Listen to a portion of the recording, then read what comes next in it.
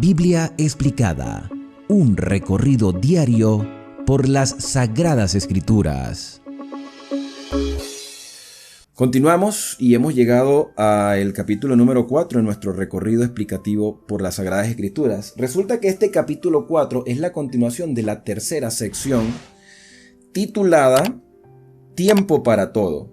Y los primeros 8 versículos, con el cual concluye la tercera sección de todo el libro de Eclesiastés, lo podemos titular El tiempo permitido para las injusticias humanas. O sea, Dios sabe que hay injusticias, Dios sabe que hay maldad, Dios sabe que hay dolor, Dios sabe que hay muerte, Dios sabe absolutamente todo, y Él es el más interesado de que todo esto se termine.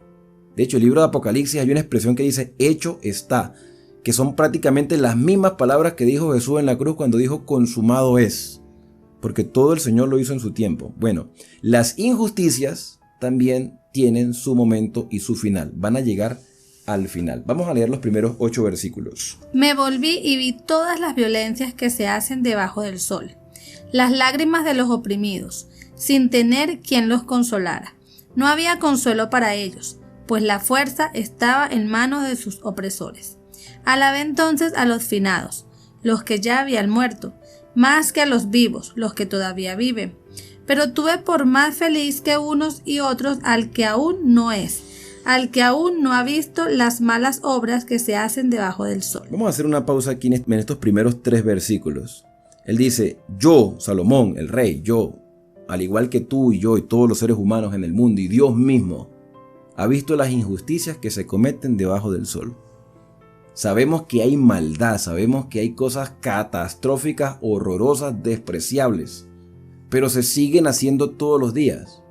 ¿Qué es lo que me llama la atención de Salomón? Él dice, son mejor, o tienen más suerte, o son más afortunados los que han muerto que los que están vivos. Tremendo. Claro, porque los que están muertos ya nada saben. No saben absolutamente nada. No nada. No ven las injusticias, no. O sea que aquí se reafirma aún más lo que dijimos en el capítulo pasado. Los muertos no tienen conciencia cuando bajan al sepulcro.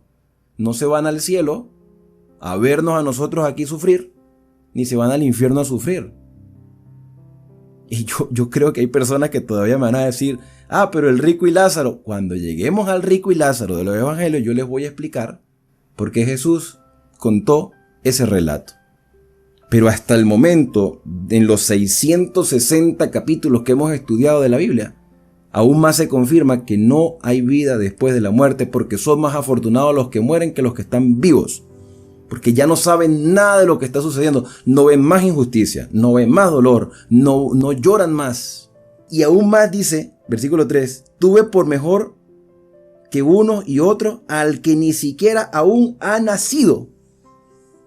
El que no está viendo lo que está pasando en el mundo, el que no ha nacido, para Salomón es más bienaventurado y dichoso. Claro, porque el muerto en algún momento vio. Correcto. En cambio, el que no ha nacido no sabe nada. No ha sido engendrado, no. ¿Te acuerdas las palabras de Job cuando dijo, ojalá mi mamá me hubiese abortado? O sea, él lo dijo en su dolor, ¿no? Claro. Que tampoco era correcto que lo dijera así con esas palabras, pero en su dolor él dijo, ojalá hubiese yo sido un abortivo. Hubiese sido mejor que todo lo que está a mi alrededor. Mira, y aquí voy a tocar un tema que creo que es muy doloroso para muchas personas. Las madres que han perdido a sus hijos antes de nacer. Nosotros no hemos pasado por esa experiencia y no queremos pasar por la experiencia de perder a nuestros hijos ya cuando están grandes. Lo justo es que nosotros como padres muramos primero. Eso es lo correcto. Pero lamentablemente muchas madres han perdido a sus hijos. Y yo en repetidas ocasiones le he dicho a mujeres que no pueden quedar embarazadas y se lo he dicho tratando de no ser ofensivo en ninguna manera. Pero si Dios permitió que no tuvieses hijos, por algo será. De algún dolor quiere librarte a ti y librarlo a ellos. De algún dolor. Entonces, hermanos, hay cosas que uno no entiende, pero Dios las permite para nuestro bien. ¿Ve? Vamos a seguir leyendo, versículos 4 en adelante. Dice, he visto asimismo que toda obra bien hecha despierta la envidia del hombre contra su prójimo. También esto es vanidad y aflicción de espíritu. El necio se cruza de brazos y se consume en sí mismo. Más vale un puño lleno de descanso que ambos puños llenos de trabajo y aflicción de espíritu. Me volví otra vez y vi la vanidad debajo del sol. Un hombre está solo, sin sucesor, sin hijos, ni hermanos. Nunca cesa de trabajar. Sus ojos no se sacian de riquezas ni se pregunta, ¿para quién trabajo yo y privo a mi vida de todo bienestar? También esto es vanidad y duro trabajo. Aquí termina esta tercera sección y hay algunos detalles. Por ejemplo, la persona que trabaja mucho, pero trabaja para él nada más porque no tiene nada a quien dejarle. No se casó. Esa es la otra cara de la moneda, ¿no?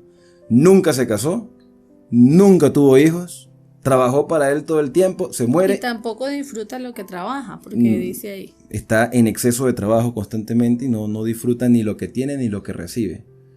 Y a la final, pues, ¿quién sabe a quién le quedará todo eso? Por eso es que Salomón dice, es mejor un puño, uno solo, hablando de cosas materiales. Es mejor un puño con descanso lleno que tener los dos puños llenos, pero llenos de fatiga y correr tras el viento. Es mejor conformarnos con lo que Dios nos ha dado, disfrutar de lo que Dios ha permitido que disfrutemos en la santidad. O sea, casarse no es malo, tener hijos no es malo, tener posesiones no es mala, siempre y cuando esas cosas no nos aparten de Dios ni de su propósito, ni nos quiten el tiempo para hacer las cosas que son adecuadas. ¿Ves?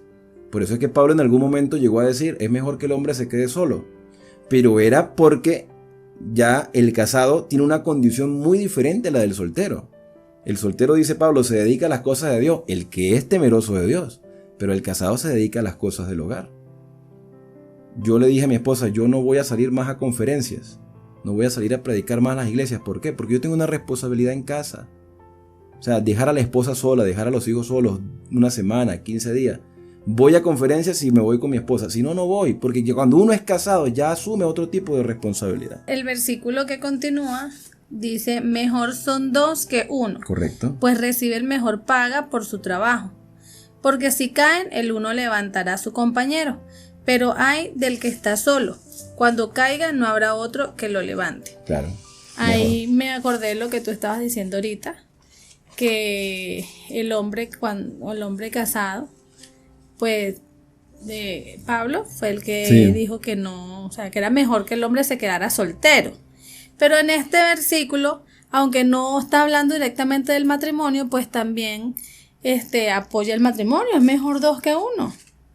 Claro, es que el trabajo en grupo siempre es mejor. O sea, la obra misionera, dos personas se motivan. El trabajo en una empresa X, dos se apoyan entre ambos. Exacto. La vida matrimonial, evidentemente los dos deben ayudarse tanto en las cosas del hogar como en la parte financiera. Sí, forman un equipo, ¿no? Sí, ese sería el ideal. Entonces, en esta cuarta sección que ya nos hemos introducido, se habla de cuatro grandes ideales. El primer ideal, que va desde los versículos 9 al 12, habla del compañerismo que acabas de mencionar. El 11 dice, además, si dos se acuestan juntos, mutuamente se abrigan. Eso es verdad. Eso es verdad. Cuando uno ya está acostumbrado a vivir acompañado y la pareja por algún motivo tiene que viajar, hermano, dormir solo es terrible.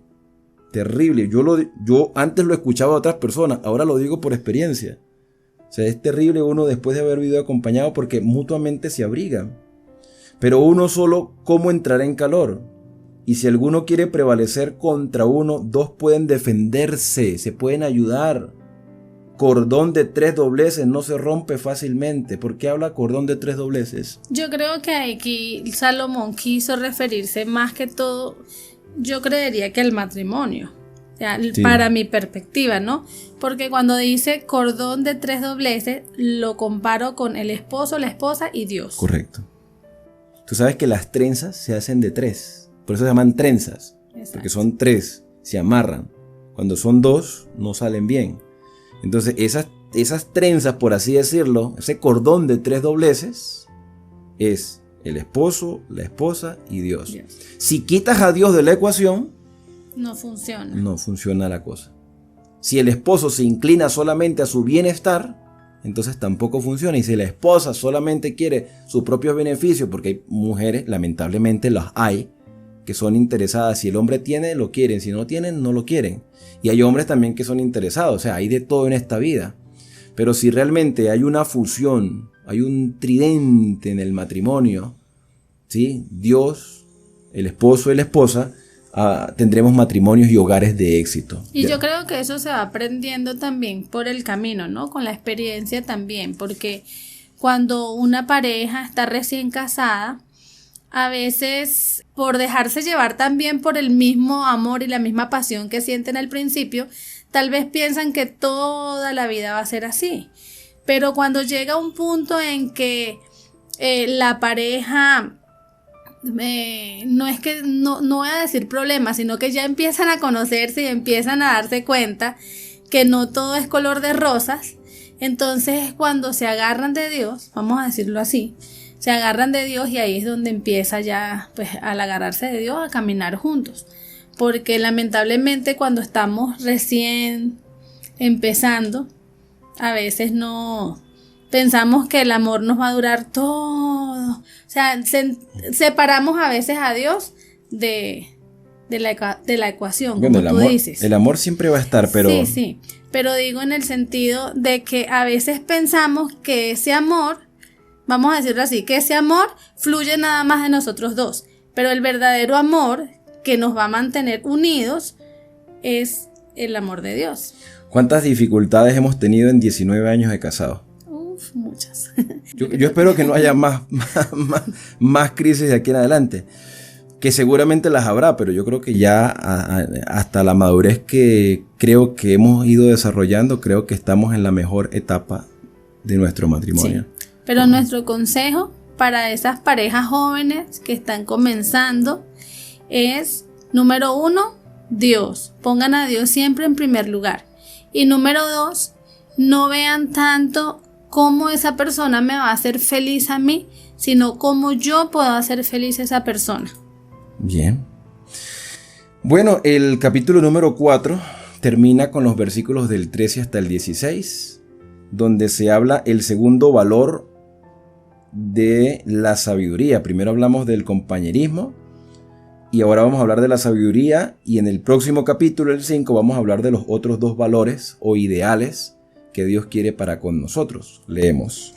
¿Desde el capítulo, desde el versículo? Del 13 hasta el final. Ok.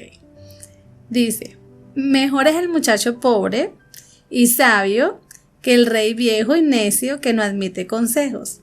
Aunque haya salido de la cárcel quien llegó a reinar, aunque en su reino naciera pobre. Y vi a todos los que viven debajo del sol caminando con el muchacho sucesor que ocupará el lugar del otro rey.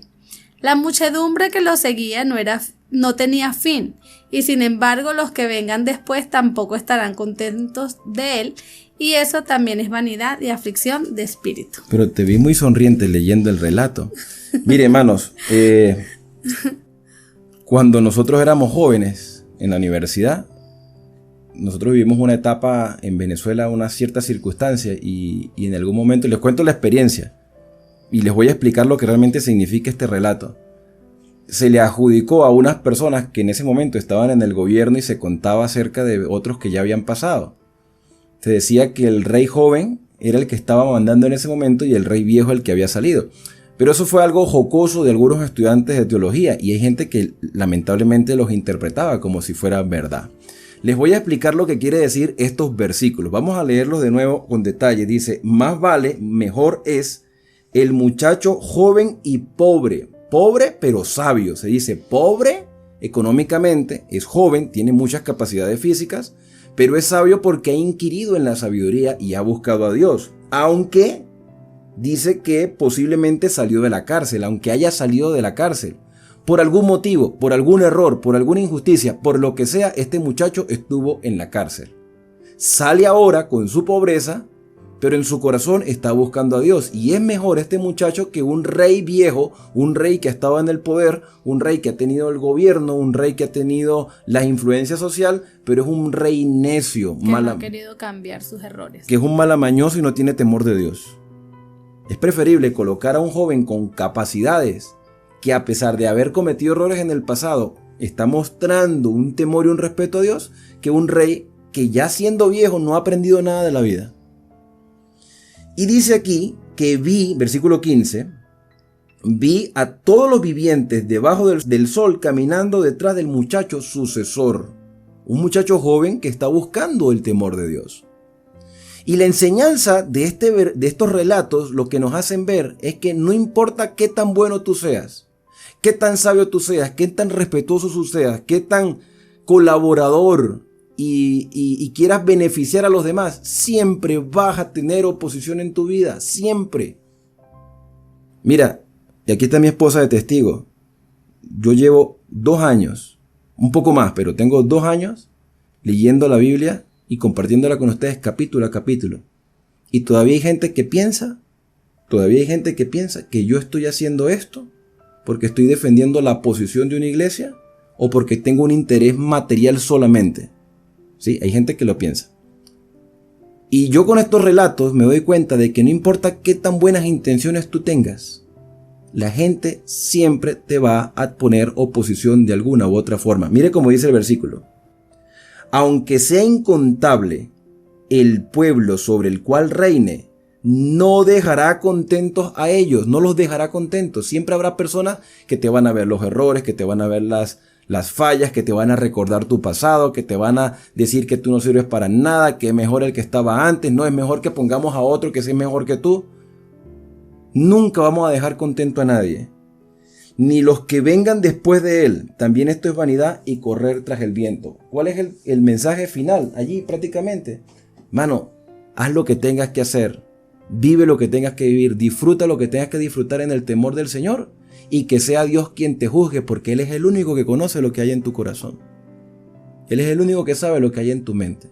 Tú puedes pensar algo de mí, lo que sea, lo que tú quieras. Tú puedes pensar cualquier cosa de nosotros, que somos hipócritas, que somos mentirosos, que somos soberbios, que somos egoístas, que somos peseteros. Tú puedes pensar cualquier cosa. También puedes pensar que somos buenos, bondadosos, misericordiosos, respetuosos. Pero no todos van a pensar eso. ¿Qué es lo que más nos interesa? A pesar de dar un buen testimonio, lo que más nos interesa es el concepto que Dios tenga de nosotros. De cada uno de nosotros. Ese es el concepto que realmente importa y que si nos afianzamos a él, a ese concepto, pues vamos a vivir tranquilos, porque a veces nos angustiamos o queremos satisfacer y dejar contentos a todas las personas, y cuando no lo logramos nos frustramos, nos sentimos mal porque dejamos contentos a uno pero a aquellos no. Y es que nunca vamos a tener contentos a todos. Por eso es que siempre tenemos que hacer es lo correcto delante de Dios. Si Dios, yo le digo a los niños, si nuestras acciones les dibujan una sonrisa a Dios, ya con eso estamos bien. No importa que los demás pues digan lo que digan, porque es que el ser humano nunca se satisface todo el tiempo. Entonces, si no satisfacemos a unos y a otros sí, vamos a sentirnos frustrados. Entonces, pongamos nuestra mirada en Dios y realmente el concepto que importa es el de Dios. Hay un comentario de Luisa donde dice que no solamente se alude a la familia o el tema de las amistades, sino también a la iglesia y a la comunidad. Es verdad, en la iglesia también puede pasar circunstancias como estas. No vamos a tener contentos. Mira, yo fui pastor de muchas iglesias en Venezuela, del lado oriental de Venezuela, y yo estoy seguro que hice buenas amistades con algunos hermanos, pero seguramente hubo hermanos que nunca les caí bien, que preferían el pastor anterior o prefieren los pastores que están ahora, y así sucesivamente también pasa. O sea, no le vamos a caer bien a todo el mundo, y nosotros no nos va a caer bien todas las personas, porque tenemos una lucha interna en nuestro corazón. Hay un conflicto entre el bien y el mal, y solamente Dios puede moldear nuestro carácter. Bueno, hemos llegado al final de este capítulo. Les invitamos a que nos puedan acompañar en los siguientes capítulos del libro de Eclesiastés. Espero que sea una bendición para ustedes, y solamente nos resta acercarnos a Dios a través de la oración. Querido Dios Todopoderoso, no sabemos qué concepto tengan las personas de nosotros, pero sí sabemos qué concepto tienes tú de cada uno. Y todos somos candidatos para el reino de los cielos, porque Cristo pagó el precio del pecado de toda la humanidad. También hemos cometido errores en nuestras familias. También tenemos, Señor, cosas de nuestro carácter que cambiar. Y eso solamente lo vamos a lograr por la influencia de tu Espíritu Santo. Mora en nuestro hogar, Mora, Señor, en nuestros medios, para que de esa manera tu iglesia, tu pueblo, las comunidades, las naciones puedan experimentar un revivamiento espiritual. Perdona si en algo te hemos fallado y estamos seguros que estos mensajes son grandes consejos para nuestro crecimiento. Todo te lo agradecemos en el santo y bendito nombre de Cristo Jesús. Amén. Amén. Bien, y ahora al despedirnos decimos a cada uno: Dios te bendiga y te guarde. Haga resplandecer Dios su rostro sobre ti y tenga de ti misericordia. Dios alce sobre ti su rostro y ponga en ti paz.